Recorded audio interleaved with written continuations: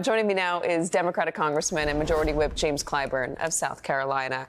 Always good to have you, sir. What do you make of the refusal to comply, and what do you think the committee should do?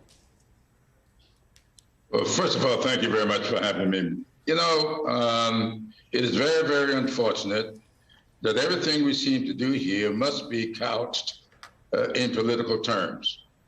At some point in time, we need to think about this country.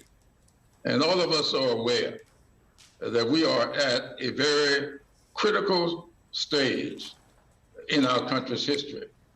And if any of us know anything about the history of democracies, this is the way democracies begin to deteriorate and to fall, denying the obvious, undermining the media, and absolutely considering everything to be an alternative to the truth.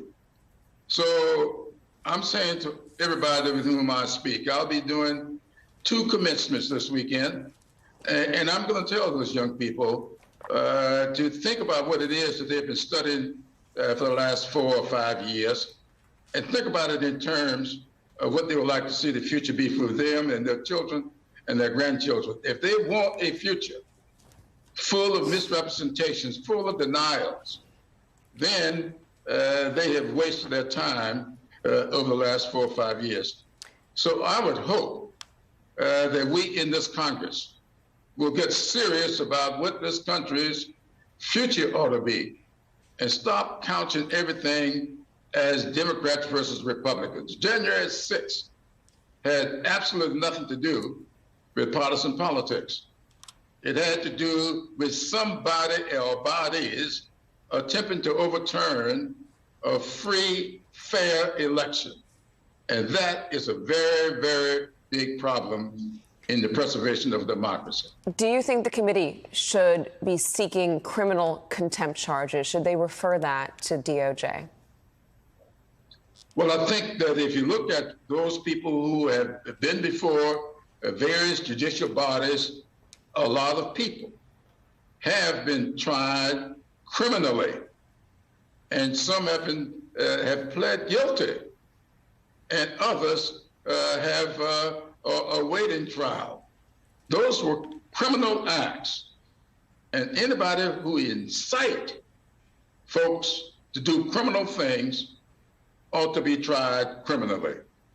Are you worried about what might happen if Republicans regain control of the House and then turn this back on Democrats? They will not do any worse than they're now doing.